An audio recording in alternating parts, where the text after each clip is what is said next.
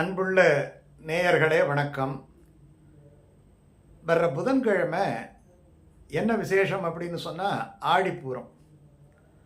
இந்த ஆடிப்பூரம் என்பது நம்ம பெண்கள் எல்லாரும் கொண்டாடக்கூடிய ஒரு அற்புதமான மங்களகரமான பண்டிகை. இது சைவத்திலேயும் விசேஷம், வைணவத்திலேயும் விசேஷம். சைவத்தில் என்ன விசேஷம் அப்படின்னு சொன்னால்,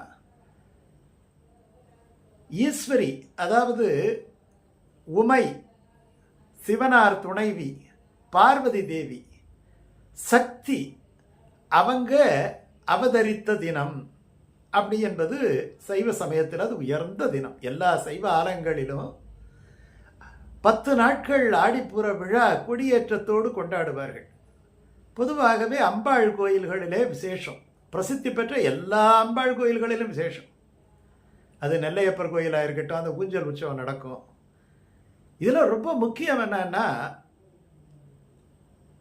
சக்திக்கு அதாவது அம்பாளுக்கு ஆடிப்புறத்தில் வளைகாப்பு உற்சவம் நடத்துவது என்பது ரொம்ப சிறந்த உற்சவம். அது எல்லா ஊர்லேயும் நடத்துகிறாங்க.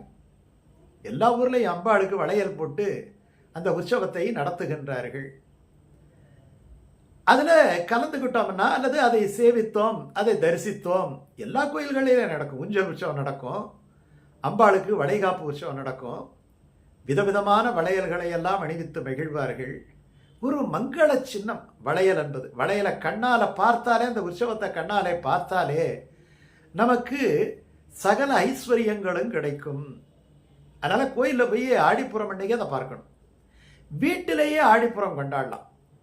நம்ம முதல்ல சைவத்தில் எப்படி அந்த விசேஷம் இருக்குது அப்படிங்கிறத நம்ம முதல்ல பார்த்துருவோம். அதில் எப்படி என்ன, அன்னைக்கு காலையில் வீட்டை எல்லாம் தூய்மைப்படுத்தி ஒரு மனப்பறவை போட்டு கலச பூஜை பண்ணலாம். அன்னைக்கு இன்னொரு விசேஷம் என்னன்னா, கௌரி விரதம் அப்படின்ட்டு சொல்லுவாங்க. கௌரி விரதத்தில் நிறைய கௌரி விரதம் இருக்குது, நிறைய கௌரி விரதம் இருக்குது. அதில் ஒரு மாதத்துலேயே ஒன்று வரும். அதில் இந்த ஆடி மாதத்தில் வரக்கூடிய இந்த கௌரி விரதத்துக்கு ஸ்வர்ண கௌரி விரதம் பேர். ஸ்வர்ணம் அப்படின்னு சொன்னா தங்கம் அர்த்தம். கௌரி என்பது பார்வதி தேவிக்கு உரிய ஒரு பெயர். அப்போ இந்த பூஜையில நம்ம வீட்டில் இருக்கக்கூடிய ஏதாவது ஒரு தங்கத்தை வைத்து பூஜை செய்யலாம், அல்லது தங்கமா நினைச்சு ஒரு காசு கூட வைக்கலாம். ஸ்வர்ண புஷ்பம் அப்படின்னு சொல்லி ஒரு காசை வச்சு பூஜை பண்ணலாம். அது ஐஸ்வர்யம் எல்லாம் சேரும். இன்னொரு விசேஷம் என்ன தெரியுமா, அன்னைக்கு திருதியை திதி. ஜோதிடத்தில் திருதியை திதி என்பது ரொம்ப உயர்ந்த திதி. அட்சய திருதியன்னு சொல்கிறோம் இல்லையா, திருதியைனா அமாவாசைக்கு 3ஆம் நாள் திருதியை திதி. அது ரொம்ப விசேஷமான நாள். பூர நட்சத்திரம் எல்லாம் மகாலட்சுமிக்குரிய விசேஷம். புதன்கிழமை பொன் கிடைத்தாலும் புதன் கிடைக்காதேம்பாங்க. அப்போ சொர்ணகௌரி விரதம் எப்படி வருது, அந்த புதன்கிழமை அன்னைக்கு வருது. அது ரொம்ப விசேஷம். சரி, இப்போ நம்ம வீட்டிலையே அந்த பூஜை பண்ணலாம். வீட்டிலையே நீங்கள் நைவேத்தியங்கள் எல்லாம் படித்து இனிப்பு பலகாரங்களை எல்லாம் செய்து நீங்கள் வீட்டில் அம்மனை இந்த கும்பத்தில் ஆவாகனம் பண்ணி, இல்லாட்டி போனால் உங்கள் வீட்டில் என்ன அம்பாள் படம் நீங்கள் வச்சுருப்பீங்களோ அதை எடுத்து மலர் மாலைகள் எல்லாம் போட்டு சந்தனம் குங்குமம் எல்லாம் வச்சு சாதாரண பூஜை என்ன பண்ணுவீங்களோ அதே மாதிரி பண்ணி எக்ஸ்ட்ராவாக என்ன பண்ணணும்னா இந்த மங்கள பொருட்களை எல்லாம் வைக்க வேண்டும். அது ஒரு முறை இருக்குது. வளையல்கள், அப்புறம் மஞ்சள், குங்குமம், கண்ணாடி, அப்புறம் நீங்கள் இப்போ என்னென்ன மங்கள சின்னங்களெல்லாம், பன்னீர் சொம்பு, புஷ்பங்கள், காசு, இதெல்லாம் மங்கள சின்னங்கள். இது அவ்வளவு வச்சு நிவேதனங்கள் எல்லாம் வைத்து நீங்கள் அம்மனுக்கு நீங்கள் உங்களுக்கு தெரிஞ்ச ஸ்லோகங்களை எல்லாம் சொல்லி அபிராமி அந்தாதி சொல்லலாம். இல்லாட்டி போனால் உங்களுக்கு வடமொழி தெரியும் அப்படின்னு சொன்னால் லலிதா சகஸ்ரநாமத்தை சொல்லலாம். என்ன வேறு உங்களுக்கு தெரியுமோ அந்த மந்திரங்களை எல்லாம் அல்லது அந்த ஸ்லோகங்களை எல்லாம் சொல்லி, ஒன்றுமே இல்லாட்டி போனால் ஒரு அற்புதமான ஒரு பாட்டு, அருமையான பாட்டு, ரொம்ப எளிமையான பாட்டு. அது ஸ்க்ரீனில் வருது பாருங்க. அன்புடை வாழ்வும் அருளுடை மாண்பும் தெளிவுடை மனமும் சீரும் செல்வமும் பொலிவுடை அழகும் பொங்கிடும் நட்பும் அறிவுடை பிள்ளையும் அனைத்தும் நீ அருள்வாய். அம்பாள்கிட்ட என்னன்னா கேட்குறோம் பாருங்க, அன்புடைய வாழ்வு. காரணம் என்னன்னு சொன்னால், இந்த ஆடிப்புறத்தினுடைய பலன் என்ன அப்படின்னு சொன்னால், பிணக்குகள் இல்லாத ஒரு மன வாழ்க்கை கிடைக்கும். மன வாழ்க்கைனாலே கொஞ்சம் பிணக்கோட தானே இருக்கும். இதில் பிணக்குகள் இல்லாத, கருத்து வேற்றுமை இல்லாத இந்த சதிபதிகள் வாழ்வு அப்படின்னு சொல்வோம். கணவனுக்குடைய மனம் தெரிந்த மனைவி, அதே மாதிரி மனைவியின் மனமறிந்த கணவன் இல்லையா? மனைவிக்கு என்னெல்லாம் வாங்கி கொடுக்கணும்னு நினைச்சு ஆசைப்பட்டதெல்லாம் வாங்கி கொடுக்கணும் அப்படின்ட்டு கணவன் நினைக்கணும். கணவனால் வாங்கி கொடுக்க முடியலையே, இருக்கிறத வச்சுக்கிட்டு நம்ம கச்சிதமாக வாழணும் அப்படின்ட்டு மனைவி நினைக்கணும். ஒருவருடைய உள்ளத்தை ஒருவர் புரிந்து கொள்ள வேண்டும். ஒருவருடைய உள்ளத்தை ஒருவர் புரிந்து கொள்ள வேண்டும். அது ரொம்ப உயர்ந்த வாழ்வு. அப்படிப்பட்ட வாழ்க்கை இறை அருளால் கிடைக்கும். அதுக்கு இந்த ஆடிப்பூரம் போன்ற உற்சவங்கள் அது நமக்கு உதவும். ரெண்டாவது, திருமணம் ஆகாத பெண்களுக்கு திருமணம் நடக்கும். திருமணம் ஆகி எல்லாருக்குமா குழந்தை பிறகுது. அந்த மாதிரி இல்லாதவர்களுக்கு இந்த குழந்தை செல்வம் கிடைக்கும். இந்த குழந்தை செல்வம்னா எல்லாருக்கும் குழந்தை செல்வம் கிடைக்கும்.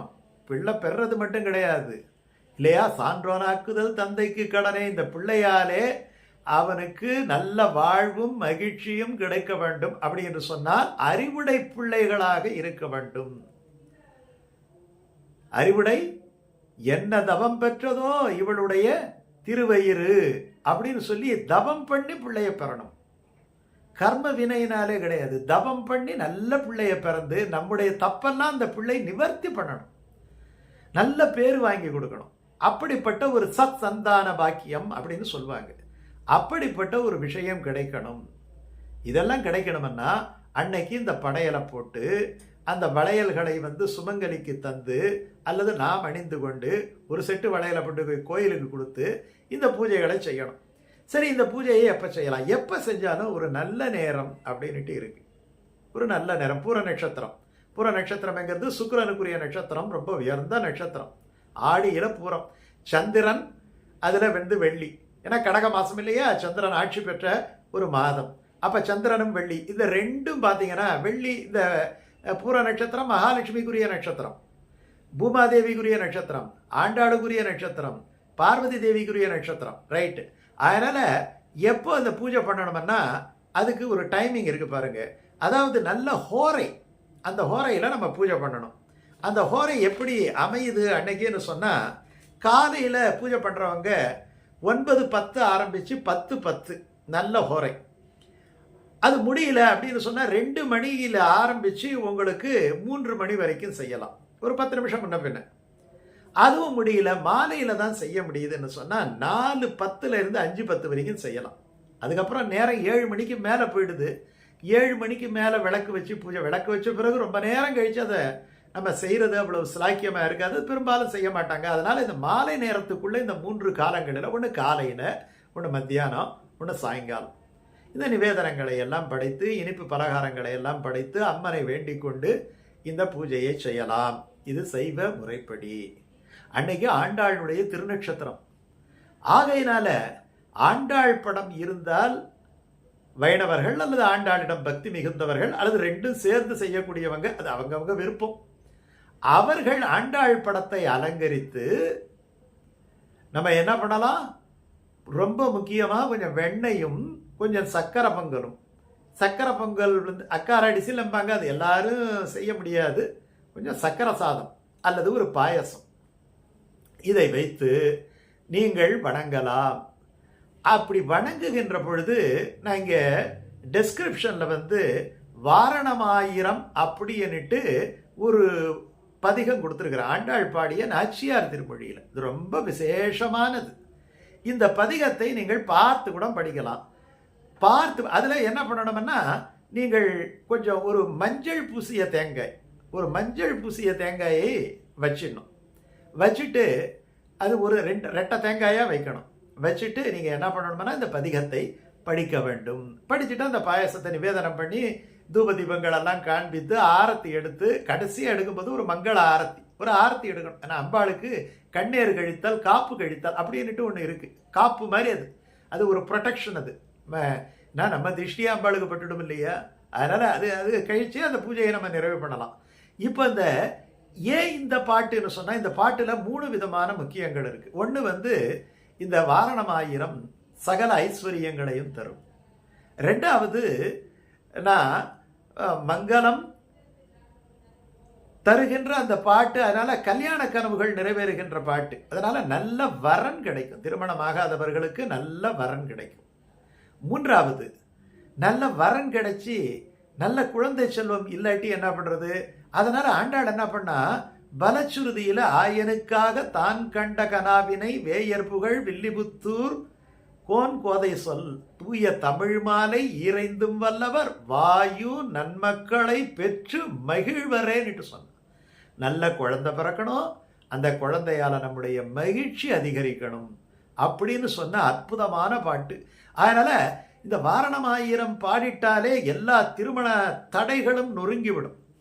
இங்கே நிறைய யாகங்கள் பண்ணுறோம், யோகங்கள் பண்ணுறோம், அந்த இது பண்ணுறோம், இதெல்லாம் ஒரு பக்கம் இருந்தாலும் கூட இது ரொம்ப பவர்ஃபுல்லான ஒரு பாட்டு. திருமணம் ஆகாதவர்களுக்கு திருமணமாகும், திருமணம் ஆகி குழந்தை செல்வங்களுக்காக காத்து கொண்டிருப்பவர்களுக்கு மகிழ்ச்சி தருகின்ற குழந்தை செல்வம் பிறக்கும்.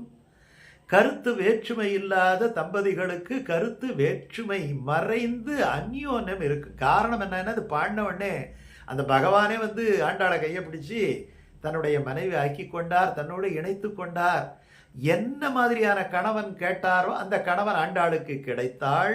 என்ன மாதிரியான மனைவி வேண்டும் என்று பெருமாள் விரும்பினாரோ அந்த மனைவியாக ஆண்டாள் அமைந்தார். அது நடந்தது ஆடிப்பூரம் என்பதனாலே இந்த ஆடிப்பூரத்தை இப்படி நீங்கள் கொண்டாடலாம். 2 மெத்தடும் சொல்லிட்டேன். ரொம்ப எளிமையான மெத்தடு, ரொம்ப குழப்பிக்க வேண்டாம். இதை நீங்க செஞ்சீங்கன்னா அடுத்த வருடத்துல நீங்க என்ன ஒரு கோரிக்கையை ஆண்டாள் கிட்ட வச்சீங்களோ அந்த கோரிக்கை நிச்சயமாக நிறைவேறும். இன்னொரு பதிவில் சந்திப்போமா? நன்றி, வணக்கம்.